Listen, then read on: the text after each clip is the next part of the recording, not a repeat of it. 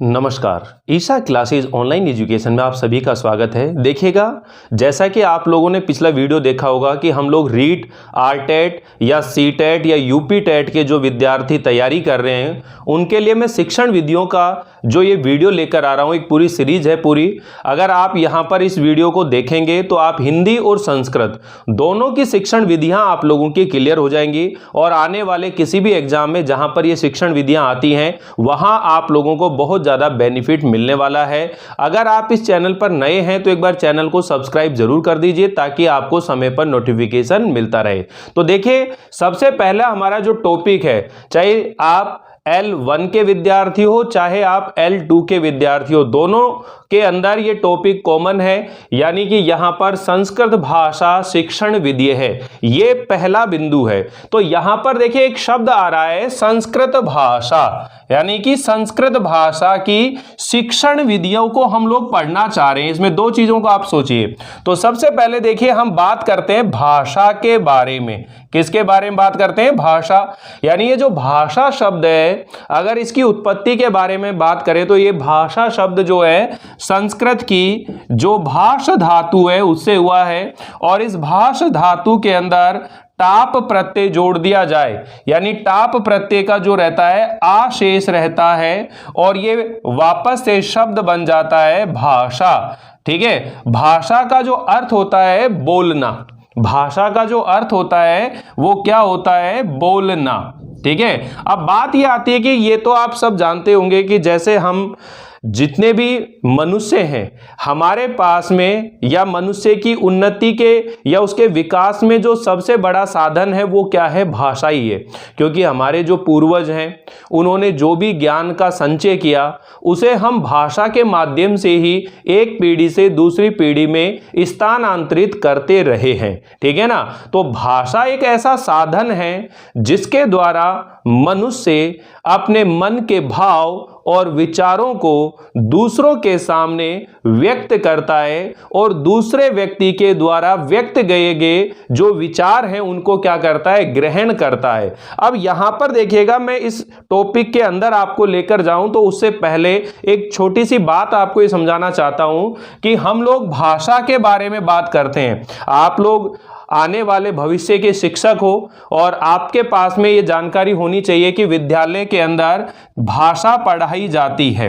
ठीक है ना? और हमारे स्थानीय क्षेत्रों में जो बोली जाती है वो क्या होती है? बोली होती है। यानी भाषा और बोली का अंतर क्या है ये एक बार स्पष्ट होना चाहिए। यानी कि भाषा का जो क्षेत्र होता है वो बहुत व्यापक होता है, बहुत विस्तृत होता है।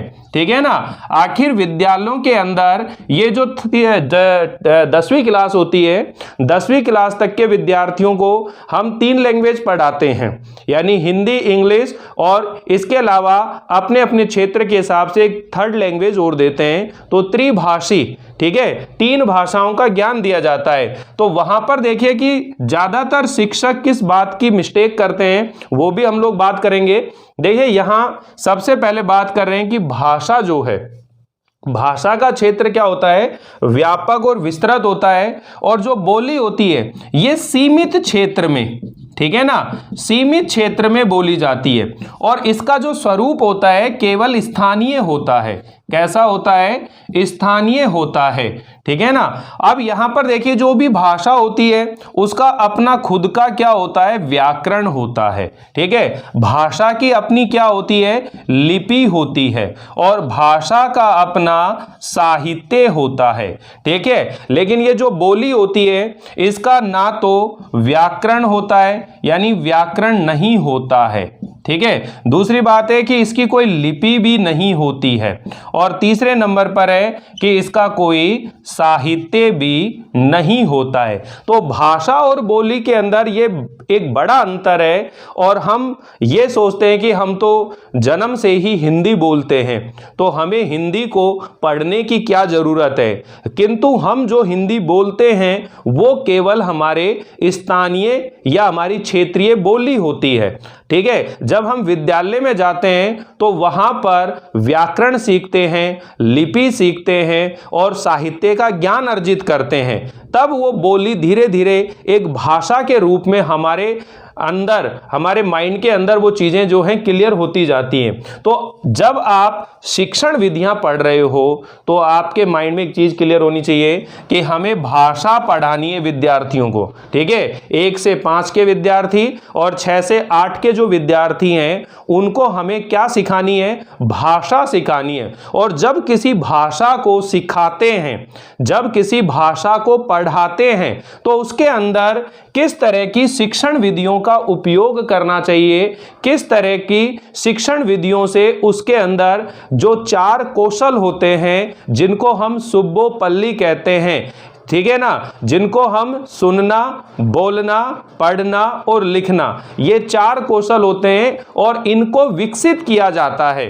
ठीक है। एक एक के बारे में बहुत डिटेल से बात करेंगे अच्छे से, लेकिन अभी थोड़ा सा बेस इतना सा क्लियर होना चाहिए कि भाषा और बोली का अंतर आप लोगों को समझ में आना चाहिए, ठीक है। अगर हम बात करें कि भाषा शब्द है वो संस्कृत की भाष धातु से बना है और इसका अर्थ क्या होता है, बोलना होता है, ठीक है। भाषा का जो क्षेत्र होता है वह व्यापक और विस्तृत होता है, जबकि बोली का जो क्षेत्र होता है वह सीमित और स्थानीय होता है। बोली का जो क्षेत्र होता है वह सीमित क्षेत्र होता है, स्थानीय क्षेत्र होता है। और एक बड़ा अंतर यह है कि भाषा का व्याकरण होता है, लिपि होती है और साहित्य होती है, लेकिन जो बोली होती है उसका ना तो कोई व्याकरण होता है, ना कोई लिपि होती है और ना ही कोई साहित्य होता है। अब देखिएगा, जब हम भाषा की बात करेंगे तो अभी मैंने कहा कि समाज के अंदर, हम जिस समाज में रहते हैं, मानव समाज में, वहाँ पर प्रतिदिन एक दूसरे व्यक्ति से न जाने कितने सारे काम हम लोगों को पड़ते हैं। वो सारे काम हम किस साधन से पूरे करते हैं, भाषा के माध्यम से। अगर हमारे बीच में 2 व्यक्तियों के बीच में संवाद करने के लिए अगर भाषा ना हो तो फिर आपस में किसी तरह का व्यवहार नहीं किया जा सकता, ठीक है। और आप सब समझते हो कि जो संस्कृत भाषा है वो विश्व की सबसे प्राचीन भाषा है, ठीक है, सबसे व्यवस्थित और वैज्ञानिक भाषा है। और इस संस्कृत को अगर आप किसी विद्यार्थी के अंदर डेवलप करना चाहते हो तो उसके लिए सबसे पहले उसके व्याकरण को विकसित किया जाता है, उसके साहित्य के प्रति उसमें रुचि उत्पन्न की जाती है। तो अभी हम लोग सबसे पहले बात करेंगे कि भाई भाषा की परिभाषा क्या है, ठीक है, फिर भाषा की प्रकृति क्या है, भाषा का उद्देश्य क्या है। अभी आपका ये टॉपिक शुरू नहीं हुआ है, इससे जोड़ता हुआ मैं आप लोगों को आगे लेकर चलूंगा। वीडियो बिल्कुल स्किप ना करें, पूरा वीडियो ध्यान से सुनते चलें। अगर आप चाहते हो कि रीट के अंदर ये शिक्षण विधियों के जो 15 नंबर हैं वो पूरे क्लियर हों आप लोगों को, तो एक भी टॉपिक को आप लोग स्किप करते हुए ना देखें, पूरा वीडियो ध्यान से सुनते हुए चलें। बहुत डिटेल में चीजें आप लोगों को मिलने वाली हैं। बहुत सारी जो विधियां, जो प्राचीन विधियां हैं, जो आधुनिक विधियां हैं और जो नवीन उपागम हैं, वो सब हम इस टॉपिक के अंतर्गत पढ़ने वाले हैं, लेकिन वो आगे पढ़ेंगे। पहले मैं आप लोगों को ये भाषा से संबंधित चीजें क्लियर कर देते हैं। तो यहां पर सबसे पहले देखिए, भाषा की मैं परिभाषा नोट कर देता हूं, जिसको आप लोग लिख लेंगे। चाहो तो इसका स्क्रीनशॉट ले लीजिए, एक छोटी सी बात है ये सिर्फ, ठीक है। आगे देखिएगा, यहां भाषा की परिभाषा आप लोगों को लिखनी है। थोड़ा सा अपने नोट्स बनाते हुए चले, हालांकि मैं आप लोगों को मेरे खुद के द्वारा लिखे हुए नोट्स जो है मैं आप लोगों को सेंड कर दूंगा, लेकिन आप पहले यहां पर देखिएगा पूरा। तो देखिएगा, परिभाषा की बात हो रही है तो आप ये परिभाषा जानते हो कि भाषा वह माध्यम या साधन है जिसके द्वारा मनुष्य अपने भावों एवं विचारों को दूसरों के सामने व्यक्त करता है तथा दूसरों के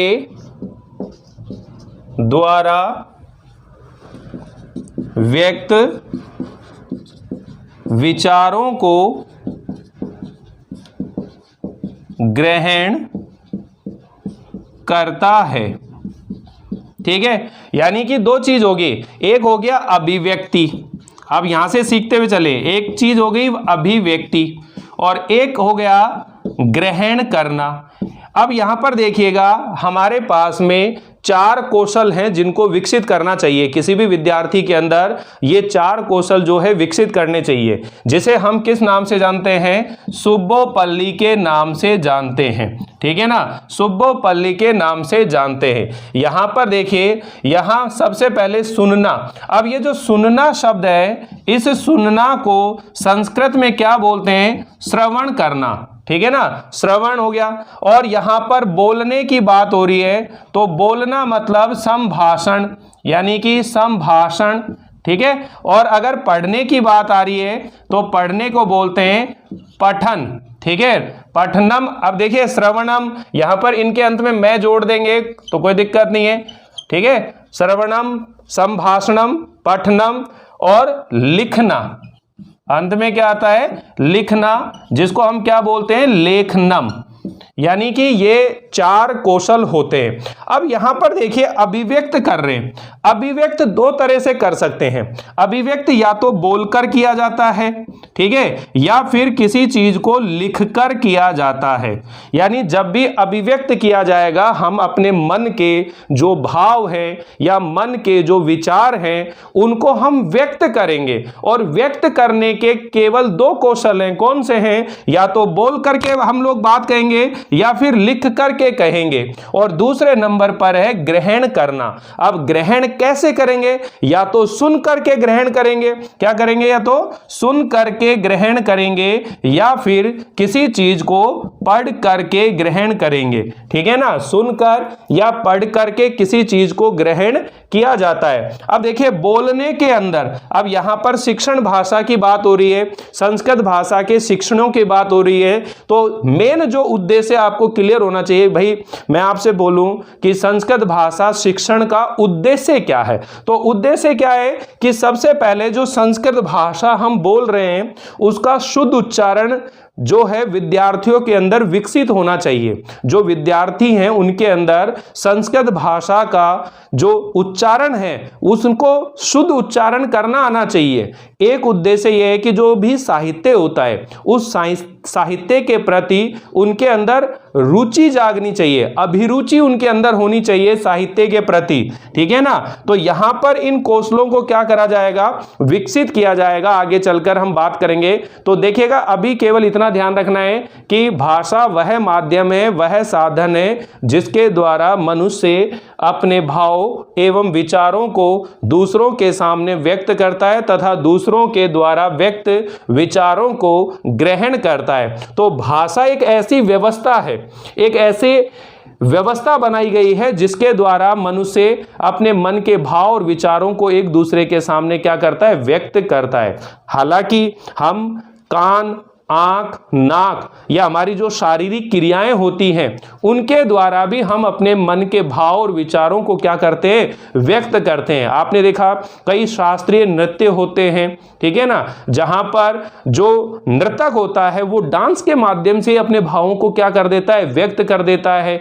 ऐसे कई तरीके होते हैं जब व्यक्ति अपने मन की बातों को व्यक्त करता है। भाई पशु पक्षी होते हैं, वो भी अपने जो चीजें होती हैं उनको व्यक्त करते हैं, भावों को व्यक्त करते हैं। लेकिन जानवरों में, पशुओं में, पक्षियों में और इंसानों के अंदर अगर हम बात करें अंतर की, तो मोटा अंतर यही है कि पशु पक्षियों के द्वारा जो विचार भाव व्यक्त करे जाते हैं वो अस्थायी होते हैं, कम समय के लिए होते हैं, किंतु मनुष्य के द्वारा जो भाव और विचार व्यक्त करे जाते हैं वो स्थायी होते हैं, क्योंकि उनके पास क्या होती है, भाषा होती है और उस भाषा के अंदर वो उन चीज़ों को लिखकर सालों युगों तक उसे सुरक्षित रख सकते हैं। ठीक है, इसलिए यहाँ पर भाषा शिक्षण जब हम करते हैं तो इन चीज़ों का महत्व हमें मालूम होना चाहिए। अब इसके बाद में जो सेकंड बात आपको समझनी है कि कोई भी भाषा जो है वो एक विद्यार्थी के अंदर कैसे डेवलप की जाए, कैसे विकसित की जाए।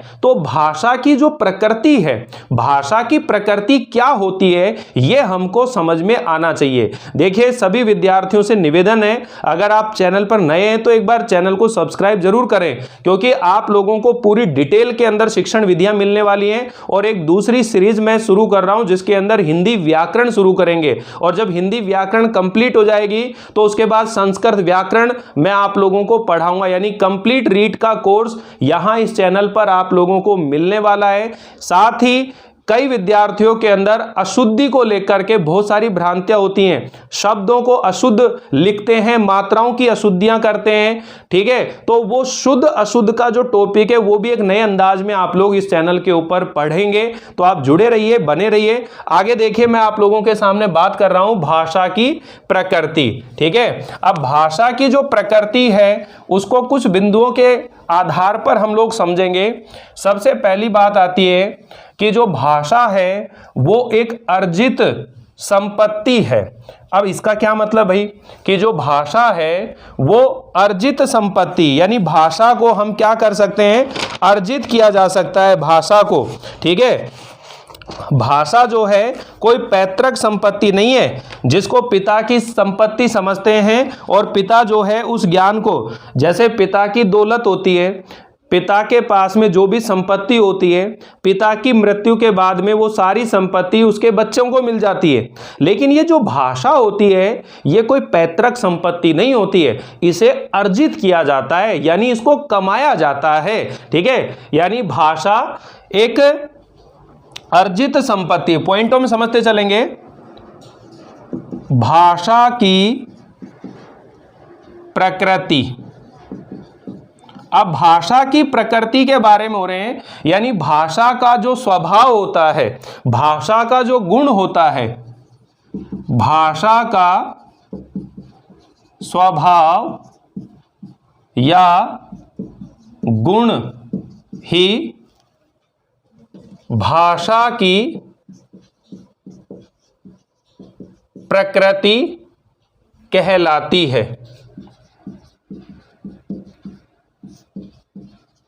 इसे निम्नलिखित बिंदुओं के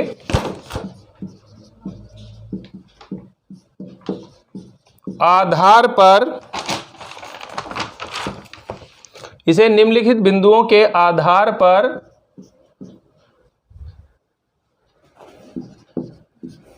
समझ सकते हैं, ठीक है। अब देखिएगा कौन कौन से बिंदु हैं। सबसे पहला बिंदु है कि भाषा एक अर्जित संपत्ति है, इसको समझिएगा, ये पहला बिंदु है। यानी जो भाषा है वो एक अर्जित संपत्ति है। अब यहां पर अर्जित जो शब्द है, अर्जन का मतलब क्या होता है, कमाना, अर्जित का मतलब क्या होता है, कमाना, ठीक है ना। यानी भाषा को कमाना पड़ता है, भाषा कोई पिता की संपत्ति नहीं है जो अपने आप मिल जाए।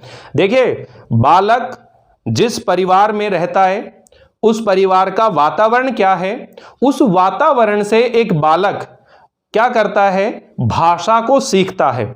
जब बच्चे का जन्म होता है तो उसके बाद में उसके माता पिता के द्वारा, उसके घर परिवार के द्वारा, दादा दादी के द्वारा जिस तरह के शब्दों का प्रयोग किया जाता है, जिस तरह की भाषा का प्रयोग किया जाता है, वह बालक भाषा सीखता जाता है, ठीक है ना। भाषा जो है कैसी है, परंपरागत है, लेकिन परंपरागत होने के बावजूद भी कोई वो पैतृक संपत्ति नहीं है। परंपरागत का मतलब है कि भाषा जो है पीढ़ी दर पीढ़ी हम लोग सीखते हुए आ रहे हैं, एक पीढ़ी से दूसरी पीढ़ी, दूसरी पीढ़ी से तीसरी पीढ़ी, हम लोग उस भाषा को सीखते हुए आ रहे हैं। लेकिन जो भाषा है कोई पैतृक संपत्ति नहीं है, कोई पिता की संपत्ति नहीं है जो अपने आप मिल जाए, भाषा को कमाना पड़ता है। और एक बालक जो है, ये जो भाषा होती है ये अपने परिवार के लोगों का अनुकरण करके और अभ्यास करके उसे सीखता जाता है। तो देखिएगा जब हम घर के अंदर रहते हैं तो जो अपन देखिए जब बच्चे का जन्म होता है 1-1.5 साल का होता है, 2-2.5 साल का बच्चा होता है, ऐसा लगता है छोटा सा बालक है और हम उसके सामने चाहे जैसी बातें करते हैं। जब हस्बैंड और वाइफ कमरे में बात कर रहे होते हैं तो वो बालक वहां पर लेटा होता है, सोता रहता है और हम उसके सामने किसी भी तरह की बातें करते रहते हैं, सोचते हैं बच्चा है क्या समझ रहा है। लेकिन वो बच्चा जब धीरे धीरे बोलने लगता है तो उन सारे शब्दों को बोलने लग जाता है जो एक माता पिता बोलते हैं। इसलिए हम शिक्षक हैं और शिक्षक के साथ साथ हम एक पेरेंट्स भी हैं। तो ये ध्यान रखना चाहिए, सचेत रहना चाहिए एक शिक्षक को हमेशा कि जब भी हम लैंग्वेज यानी भाषा का प्रयोग करते हैं तो उस पर ध्यान रखना चाहिए कि किस तरह की शब्दावली का हम प्रयोग कर रहे हैं। विद्यार्थी जो बालक 1 से लेकर 5 साल के यानी 5वीं कक्षा तक के जो बच्चे होंगे उनके बीच में जब आप शिक्षक बनकर जा रहे हो और उनको जब कोई लैंग्वेज सिखा रहे हो, आप एक लैंग्वेज जब आप सिखाते हैं तो उसके लिए जरूरी है कि आपकी खुद की जो भाषा है वो अच्छी होनी चाहिए। आपके द्वारा कहे गए जो शब्द हैं, आपके द्वारा बोले गई जो भाषा है या उच्चारण करने का तरीका है, उन सभी को ही वो बालक अनुकरण से सीख रहे होते हैं। इसलिए एक शिक्षक को इस बात का हमेशा ध्यान रखना चाहिए, ठीक है ना। तो जो भाषा है वो कैसी है, एक अर्जित संपत्ति है। तो ये प्रकृति आपको समझ में आनी चाहिए, क्योंकि प्रकृति समझ में आ गई तो आप किसी भी विद्यार्थी के अंदर ये भाषा कौशल जो है अच्छे से विकसित कर सकते हैं, ठीक है ना। तो इसका मतलब समझ में आ गया, भाषा एक अर्जित संपत्ति है। दूसरा पॉइंट है भाषा का जो अर्जन है अभ्यास और अनुकरण से होता है। दूसरा पॉइंट क्या है कि भाषा का अर्जन अभ्यास एवं अनुकरण से होता है।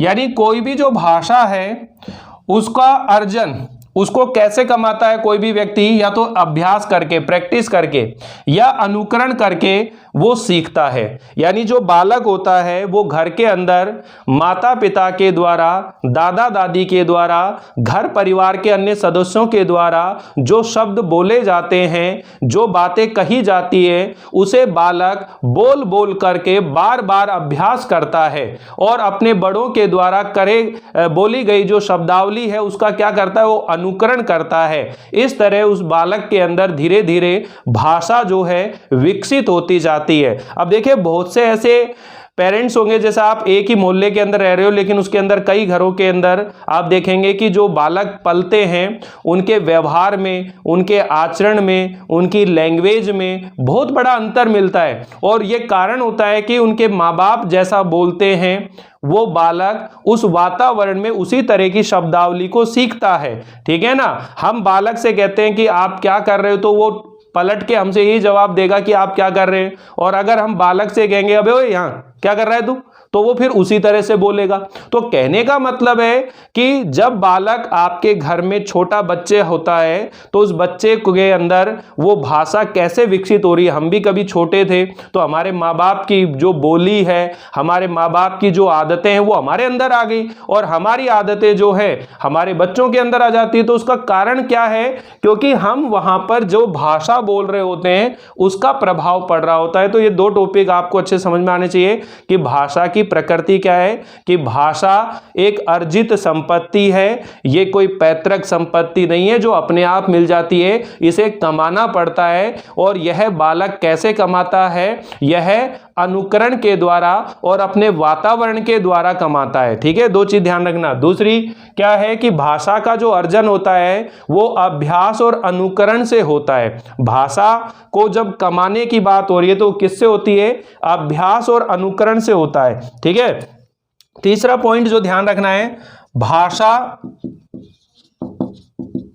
प्रतीकात्मक होती है। भाषा प्रतीकात्मक होती है। इसका मतलब क्या है, अभी मैंने एक शब्द बोला था आपको शुरू के अंदर, लिपि। तो लिपि का मतलब ही क्या होता है, किसी भी भाषा के लिखे हुए जो प्रतीक चिन्ह होते हैं उसको ही हम क्या कहते हैं, लिपि कहते हैं। भाई आपको कैसे पता चला कि ये क्या है? हम बोल रहे हैं जैसे ये आकृति बनाई, जैसे ये प्रतीक बनाया, आपने कहा ए है, ऐसे मैंने मान लीजिए यूं बना दिया ये, तो आप फटाफट बोलते हैं ये तो आ है। ऐसे मैंने मान लीजिए इसको कर दिया, ये आ हो गया। इसको मैंने कर दिया, क्या बन गया? ये शब्द आम बन गया। ये शब्द क्या बन गया?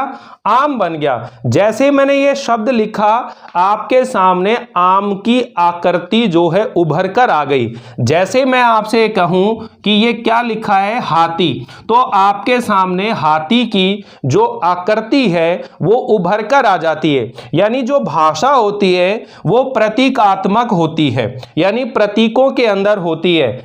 ये आम एक शब्द है, यहां इसमें दो आकृति है, आ और मैं, ये जो दो प्रतीक बने दोनों से मिलकर के ये आम शब्द बन गया है। और आम जैसे बना तो आपके माइंड में एक आकृति आ गई। अब देखिए, हम ज्यादातर लोगों के सामने एक परेशानी होती है, जब हम पढ़ाई करते हैं तो पढ़ते समय कई नए शब्द हमारे सामने आते हैं। एक शिक्षक होने के नाते हमारे अंदर ये गुण विकसित होना चाहिए कि जब पढ़ रहे हैं, हम विद्यार्थियों को पढ़ाते हैं तो पढ़ाने से पहले हम खुद पहले पढ़ें। उसको पढ़ते हैं तो उसमें कई नए शब्द आते हैं, यानी ऐसे शब्द जिनको पढ़ करके और उसकी इमेज आपकी आंखों के सामने क्रिएट नहीं हो रही है, यानी उसकी आकृति आपके सामने नहीं बन रही है। इसका मतलब आप उसके बारे में नहीं जानते हो। और अगर आप चाहते हो कि उसके बारे में जाने तो आप देखेंगे कि भाई आखिर ये क्या चीज है। जैसे मैंने बोला गुंजा का पौधा, अब आपके समझ में ये नहीं आएगा कि यार गुंजा का पौधा क्या होता है। अगर आपने गुंजा का पौधा देख रखा है तो उसकी इमेज तुरंत आपके सामने बन जाती है और आप समझ जाते हो हाँ गुंजा का पौधा ऐसा होता है। यानी जो शब्दावली आप लोगों के सामने आ रही है, जिन प्रतीकों को आप देख चुके हो उनको आप पहचान जाते हो। अब बच्चे के अंदर जब भाषा को विकसित किया जाता है तो हमारे स्कूलों का सिस्टम इतना गंदा है कि वहां पर बच्चों को रटाने के ऊपर ज्यादा बल दिया जाता है। यानी बार बार देखिएगा रटाते हैं, A for apple, B for boy, ए अनार, आ आम। ऐसे स्कूल के अंदर जब जाते हैं तो देखिए सरकारी स्कूलों की क्या हालत हो रही है। कहने का मतलब वहां पर जब बच्चों को पढ़ाया जाता है तो एक बच्चे को खड़ा कर दिया जाता है और उससे कह दिया कि आज इनसे ए अनार करवाओ या इनसे ABCD बुलवाओ या फिर इनसे गिनती बुलवाओ। अब वो जो बालक होता है वो खुद ही अशुद्ध उच्चारण कर रहा होता है और वो उच्चारण हमारे अंदर भी आ जाता है। हम भी ऐसे ही पढ़े हैं, सब आप भी ऐसे ही पढ़े हो। तो कहने का मतलब जैसे क्या बोलते हैं, ए अनार, आ आम, ई इमली, फटाफट बोलते हैं, कै कबूतर, खे खरगोश, खामे खाई उसको चिल्लाते रहते हैं। अब आगे चलकर हमारे अंदर एक दिक्कत आ जाती है कि हमें जो स्वरों का उतार चढ़ाव होता है या जो व्यंजनों के बारे में शुद्ध उच्चारण की बात आती है वो हम नहीं जान पाते। और यही कारण है कि कई अशुद्ध शब्दों का प्रयोग हम लोग करने लग जाते हैं और कई तरह की अशुद्धियां हमारे अंदर आ जाती हैं। ठीक है, तो ये आपको समझ में आना चाहिए कि जो भाषा होती है वो प्रतीकात्मक होती है। प्रतीकों के अंदर भाषा को बनाया जाता है और जब हम उन प्रतीकों को सीख जाते हैं तो वो भाषा भी हमको सीखने लग जाते हैं, वो समझ में आने लग जाती है। ठीक है, तो भाषा की प्रकृति हम लोग पढ़ रहे हैं। भाषा एक अर्जित संपत्ति है। भाषा का अर्जन अभ्यास एवं अनुकरण से होता है। भाषा प्रतीकात्मक होती है। चौथे बिंदु के अंदर देखिए, भाषा परिवर्तनशील होती है। भाषा परिवर्तनशील होती है। अब देखिएगा भाषा जो होती है दो तरह से होती है। एक होती है मौखिक भाषा, ठीक है, और एक होती है लिखित भाषा। ठीक है, एक मौखिक भाषा होती है और एक लिखित भाषा होती है। दो तरह की ये भाषाएं होती हैं। अब ये जो मौखिक भाषा होती है ये हमेशा परिवर्तनशील होती है। यानी जब भी हम मौखिक रूप में, यानी जब भी किसी भाषा की ये जो ध्वनियां हैं, ये जो प्रतीक हैं, इनको जब हम बोलते हैं तो ये हमेशा परिवर्तनशील होते हैं। यानी इनके अंदर परिवर्तन होता है। कैसे होता है? जैसे एक हिंदी का वाक्य हम बोलते हैं और कह रहे हैं कि कहाँ जा रहे हो। कहां जा रहे हो, एक वाक्य बोला। लेकिन अब इसी को हम लोग क्या कर रहे हैं, जोर लगा के बोलते हैं, कहां जा रहे हो, कित जा रहे हो, कठे जा रहे हो, कुठे जा रहे हो, का करबे जा रहे हो, कहां को जा रहे हो, कित को जा रहे हो। इस वाक्य को हम जबरदस्ती अपनी स्थानीय लैंग्वेज के अंदर तरह तरह से बोलते हैं, ठीक है ना। अपन घर जाते हैं बोलते हैं खाना गाल दे। अब खाना गाल दे अलग चीज होती है, खाना डाल दीजिए, ठीक है ना, एक अलग तरह से बोलते हैं। कहने का मतलब क्या आता है कि ये जो भाषा होती है ये परिवर्तनशील होती है, इसकी प्रकृति कैसी है, ये परिवर्तनशील होती है। लेकिन आप भी ध्यान रख लेना, क्वेश्चन ये पूछा जाता है कि भाषा अपने किस रूप में परिवर्तनशील होती है, तो भाषा अपने मौखिक रूप में कैसी होती है, परिवर्तनशील होती है। लेकिन जो लिखित रूप होता है भाषा का जो लिखित रूप होता है उसमें हमेशा अपरिवर्तनशील होती है। यानी लिखित रूप के अंदर भाषा अपरिवर्तनशील होती है, लिखित रूप के अंदर कभी भी भाषा में बदलाव नहीं होता है, क्योंकि यहां पर व्याकरण की दृष्टि से शुद्ध लिखा जाता है। इसी वजह से भाषा का जो लिखित रूप होता है वो अपरिवर्तनशील होता है और भाषा का जो मौखिक रूप होता है वह परिवर्तनशील होता है। तो ये 4 बिंदु हो गए। एक 5वां बिंदु देखिएगा, भाषा एक व्यावहारिक कुशलता है, ठीक है। 5वां बिंदु क्या है, भाषा एक व्यावहारिक कुशलता है।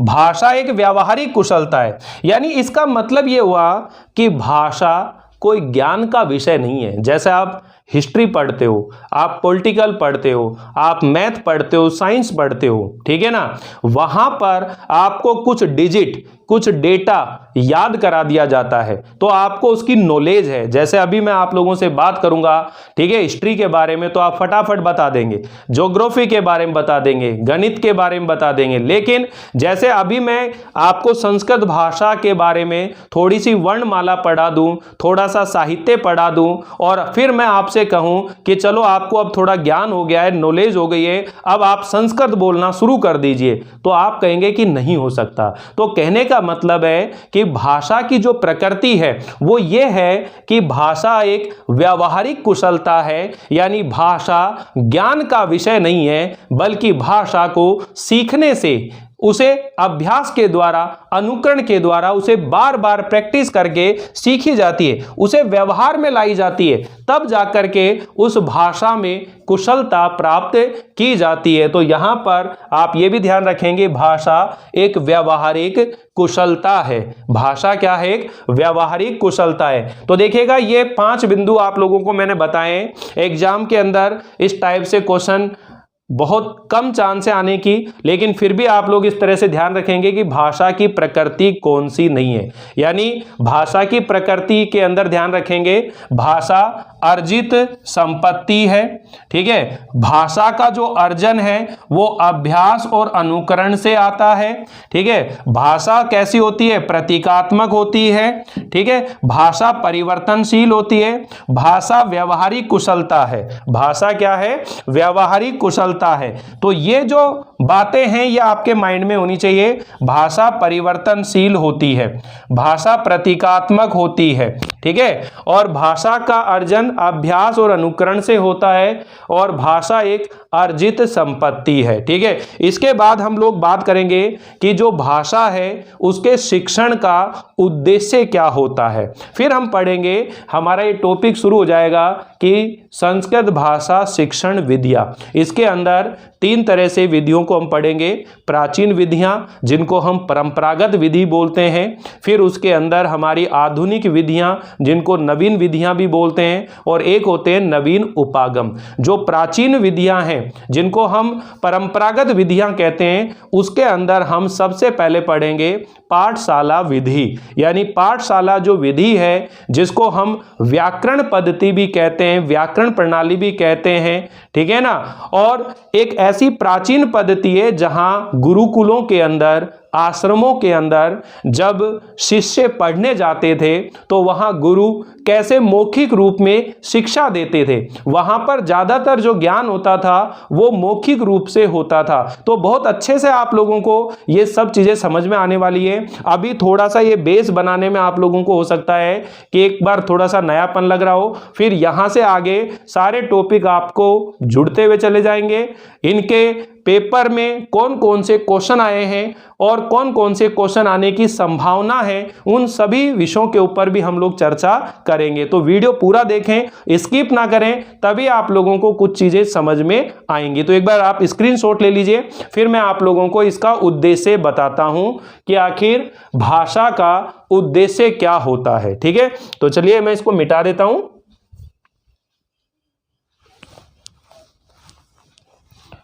इसके बाद हम पढ़ेंगे कि ये जो भाषा है इसका उद्देश्य क्या है। अब देखिएगा, शुरू में मैंने आपको दो चीजें बताई थी कि भाषा जो है या तो अभिव्यक्ति होती है, ठीक है, या फिर क्या होता है, ग्रहण होता है। भाषा का जो भाषा शिक्षण है इसका उद्देश्य क्या है? भाषा शिक्षण का उद्देश्य, भाषा शिक्षण का जो उद्देश्य है वो क्या है? एक तो अभिव्यक्ति और एक है ग्रहण। ये दो चीज हैं। किसी भी भाषा शिक्षण का उद्देश्य है कि उसके अंदर अभिव्यक्ति का कौशल विकसित हो और साथ ही किसी दूसरे के द्वारा जो अभिव्यक्त किया गया है उसको ग्रहण करने का कौशल विकसित हो। दोबारा सुन लीजिएगा कि कोई भी जो भाषा होती है, चाहे आप हिंदी भाषा की बात करो, चाहे आप संस्कृत भाषा की बात करो या किसी अन्य भाषा की बात करो, उस भाषा शिक्षण का जो मुख्य उद्देश्य होता है वो यही होता है, अभिव्यक्ति और ग्रहण करना। यानी अभिव्यक्ति तो कौन करेगा? स्वयं व्यक्ति। कैसे करेगा? या तो बोल करके करेगा या फिर वो लिख करके करेगा। जैसे मैं अभी आपको कोई बात सिखा रहा हूं, कोई बात बता रहा हूं, तो मैं बोल रहा हूं, ठीक है, और इन्हीं बातों को मैं आपको नोट्स के रूप में भी दूंगा, तो वो क्या होगी? मेरी लिखित रूप हो गया। तो ये मैं क्या कर रहा हूं? अभिव्यक्त कर रहा हूं। क्या कर रहा हूं? अभिव्यक्त कर रहा हूं। तो इस भाषा शिक्षण का उद्देश्य है कि अभिव्यक्ति कौशल को विकसित करना, अभिव्यक्ति कौशल को विकसित करना, ठीक है। और दूसरा है ये जो ग्रहण कौशल है इसको क्या करना? विकसित करना, ठीक है। अब यहां पर देखिए अभिव्यक्ति के अंदर किस चीज से आएंगी? तो मैंने कहा कि आप बोल रहे हो तो या तो बोल करके किसी चीज को आप करेंगे, तो आपके अंदर भाषा का जो उच्चारण है, भाषा को बोलने का जो तरीका है वो आपको यहां पर सिखाया जाता है, ठीक है, बोलना सिखाया जाता है। और साथ में फिर किसकी बात होएगी? लिखने की बात होएगी, ठीक है ना। बोलकर और लिख करके हम किसी भी बात को क्या करते हैं? व्यक्त करते हैं। तो बोलकर और लिखकर, ठीक है ना, बोलकर और लिख करके हम किसी चीज को क्या करते हैं? अभिव्यक्त करते हैं। इसी तरह यहां पर श्रवण कौशल यानी कि सुनकर और पढ़कर, ठीक है ना। यहां पर बोलने की बात हो रही है तो हमारे अंदर संभाषणम और लेखनम, इसी तरह श्रवणम और पठनम, ये चार कौशल हो गए। इन चारों कौशलों को ही विकसित करना इस भाषा शिक्षण का क्या होता है? मुख्य उद्देश्य होता है। तो इसी को मैं एक शब्द के अंदर बताया है कि अभिव्यक्ति और ग्रहण कौशल को विकसित करना ही भाषा शिक्षण का मुख्य उद्देश्य होता है, ठीक है ना।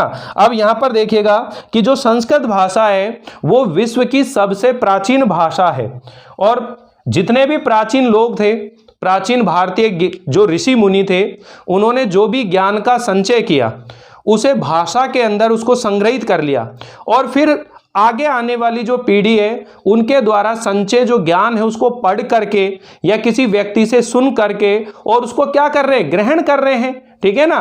तो यही इसका उद्देश्य है मेन भाषा शिक्षण का। फिर आपने बतानी है कि यहां इसके अलावा और कौन कौन से उद्देश्य हैं इसके। सबसे बड़ी बात है कि हमारी जो प्राचीन भारतीय संस्कृति है, हमारे जितने भी वेद पुराण जो अरण्य हैं, उपनिषद हैं, ब्राह्मण हैं, तो ये सारे के सारे किस में लिखे गए हैं, संस्कृत में। तो प्राचीन जो संस्कृत के ग्रंथ हैं उनको पढ़ने के लिए भी ये संस्कृत भाषा सीखनी चाहिए। यानी संस्कृत भाषा का आखिर महत्व क्या है, संस्कृत भाषा को क्यों सीखना चाहिए, क्या उद्देश्य है, आखिर विद्यालयों के अंदर उसे क्यों पढ़ाया जा रहा है, ये आप लोगों के माइंड में क्लियर होनी चाहिए। तो एक तो चीज होगी भाषा शिक्षण का उद्देश्य। दूसरा सुनिए, भारतीय संस्कृति का ज्ञान, भारतीय संस्कृति का ज्ञान प्रचार, भारतीय संस्कृति का ज्ञान प्रचार एवं उसका संरक्षण करना।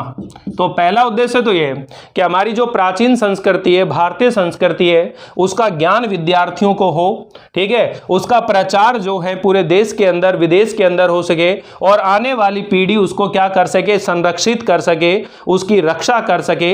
इसलिए संस्कृत भाषा विद्यार्थियों को पढ़ाई जाती है। तो एक तो ये उद्देश्य हो गया। सेकंड आप लोग ध्यान रखेंगे इसके अंदर, सेकंड है भारतीय संस्कृति का ज्ञान एक पीढ़ी से दूसरी पीढ़ी में स्थानांतरण करना। यानी जो भारतीय संस्कृति है, भारतीय संस्कृति का ज्ञान एक पीढ़ी से दूसरी पीढ़ी में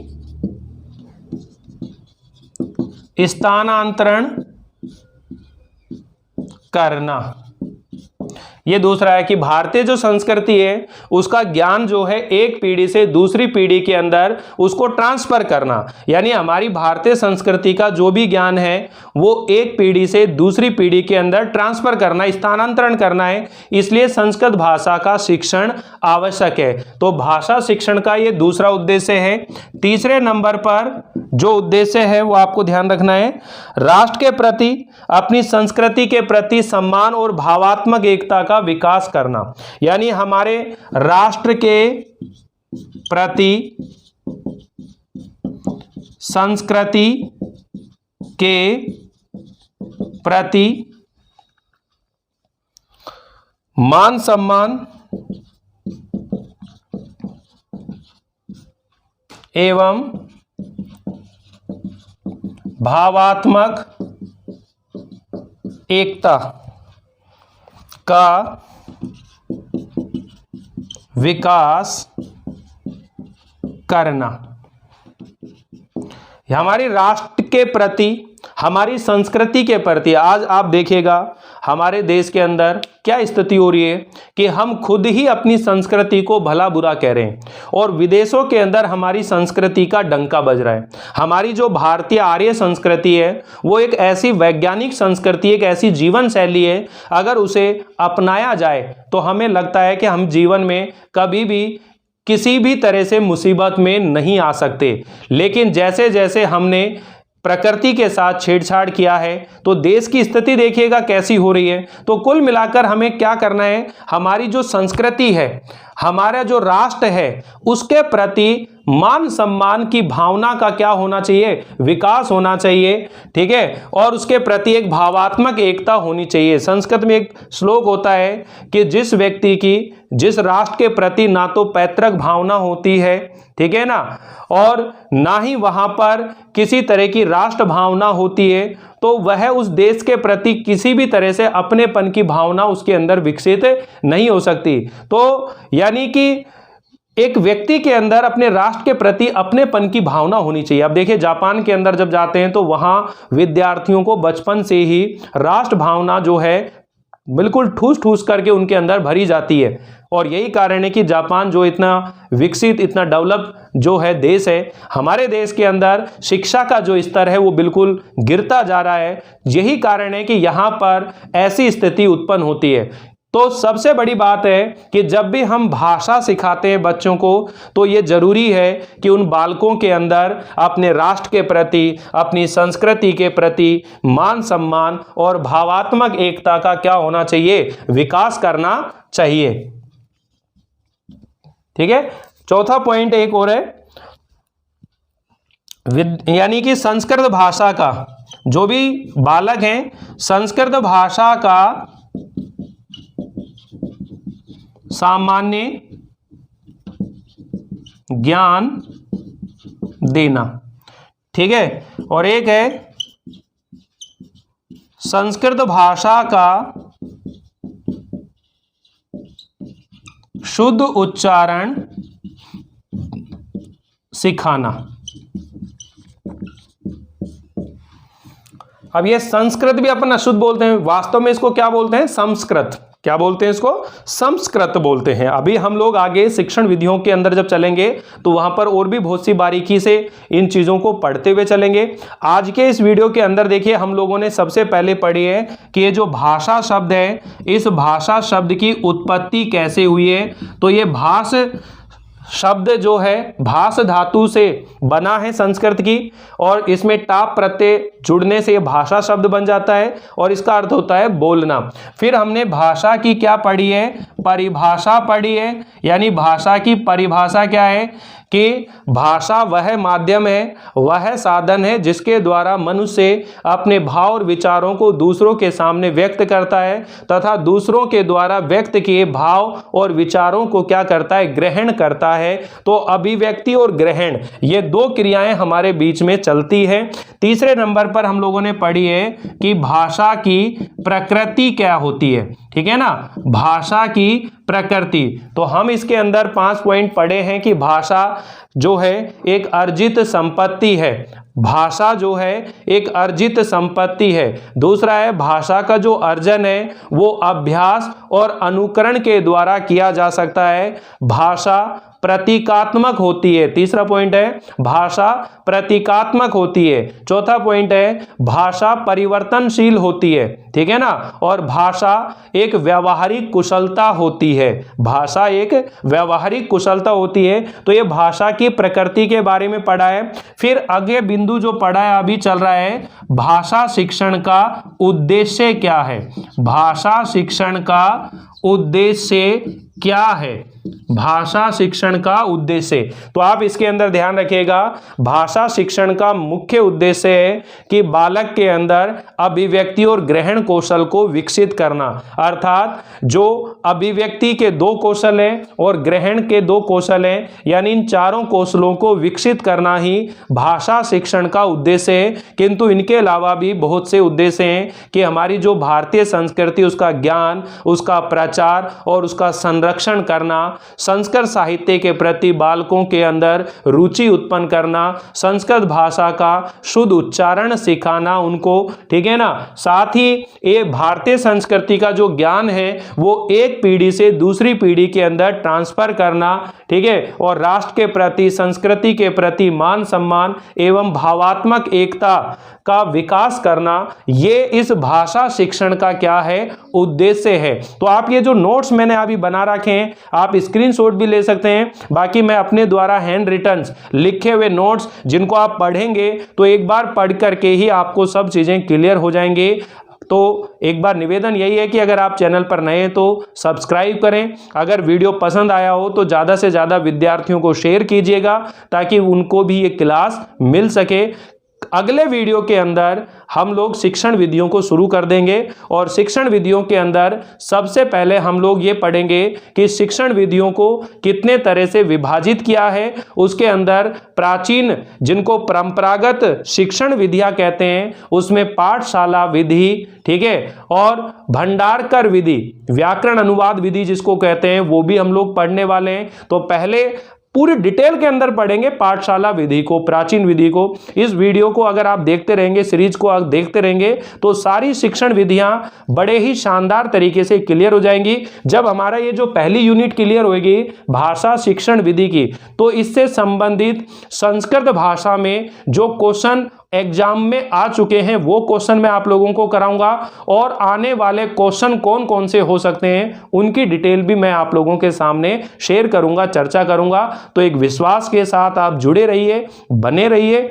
मिलते हैं अगली क्लास के अंदर आगे के टॉपिक को बढ़ाते हुए। तब तक के लिए थैंक यू, बाय बाय।